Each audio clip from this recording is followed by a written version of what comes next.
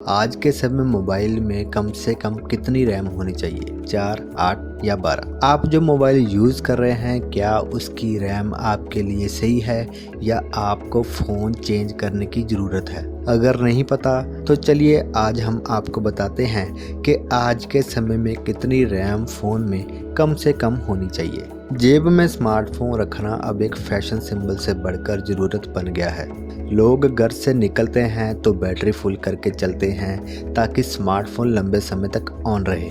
किसी भी तरह की ज़रूरत के समय अपने जानकारों से संपर्क किया जा सके। इसके साथ ही इंटरनेट का इस्तेमाल करके बहुत सारे काम चुटकियों में निपटा लिए जाते हैं। जैसे जैसे लोग एडवांस होते जा रहे हैं वैसे वैसे ही हर ज़रूरत के लिए ऐप आ गई है। किसी को वर्कआउट करना है, किसी को कहीं आना जाना है, किसी को चैटिंग करना है, किसी को गेम खेलना है या फिर किसी को शॉपिंग करना है। हर सर्विस के लिए एक अलग ऐप है। ऐसे में ज़रूरत की ऐप्स फ़ोन में रखना ज़रूरी हो जाता है। पहले जो काम कंप्यूटर के जरिए किए जाते थे वह आजकल स्मार्टफोन से होने लगे हैं। मल्टीटास्किंग के लिए फ़ोन में रैम का होना बहुत ज़रूरी है। रैम जितनी अधिक होगी फ़ोन उतना ही स्मूथ चलेगा, क्योंकि सभी ऐप्स को चलाने के लिए रैम पर पेज की ज़रूरत होती है। ऐसे में अब सवाल ये उठता है कि स्मार्टफोन में कितनी रैम होनी चाहिए। हालांकि ये प्रश्न का उत्तर केवल एक शब्द में नहीं दिया जा सकता। जैसे स्मार्टफोन यूज़र की ज़रूरतें अलग होती हैं उसी के हिसाब से रैम की भी ज़रूरत पड़ती है। जो लोग बड़ी बड़ी गेम खेलने के शौकीन हैं उन्हें स्वाभाविक रूप से ज़्यादा रैम चाहिए होगी। ज़्यादा रैम ही नहीं, बैटरी भी बड़ी होनी चाहिए। इसके उल्ट केवल कॉल, चैटिंग और सामान्य ऐप्स का काम कम रैम भी बखूबी से कर लेता है। फिर भी नया फ़ोन खरीदने से पहले ये आकलन अवश्य कर लेना चाहिए कि आपको कितनी रैम की आवश्यकता पड़ने वाली है। ऐसा ना हो कि आप कम रैम वाला डिवाइस खरीद लें और बाद में परफॉर्मेंस को लेकर परेशान होते रहें।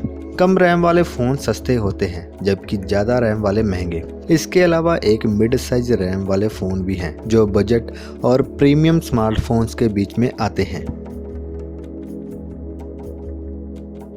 बता दें कि आज से लगभग 8-10 साल पहले जो स्मार्टफोन आते थे उनमें मात्र 512 MB रैम आती थी। कुछ एडवांस फ़ोन्स में 1 GB रैम होती थी। तब भी काम चलता था, मगर उस समय इतनी ज़्यादा ऐप्स नहीं थी, गेम्स भी इतनी हैवी नहीं थी जितनी कि आज है।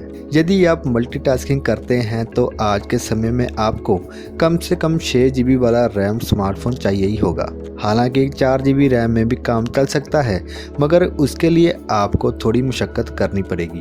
पहले आपको पहले से चल रही ऐप्स को किल करना होगा, फिर आप नई ऐप्स पर काम कर पाएंगे। यदि आप कम रैम वाले फ़ोन पर ज़्यादा ऐप्स खोल देंगे तो फ़ोन हीट होने के साथ साथ हैंग भी होने लगेगा। 2024 में यदि आप एक अच्छा मल्टीटास्किंग फ़ोन खरीदने की सोच रहे हैं तो अपने दिमाग में ये रखकर चलना होगा कि अगले 2-3 साल तक आप वही फ़ोन यूज़ करेंगे। आने वाले समय में अधिक रैम की ज़रूरत भी पड़ेगी। ऐसे में आपको 8 GB से कम रैम वाला फ़ोन नहीं खरीदना चाहिए।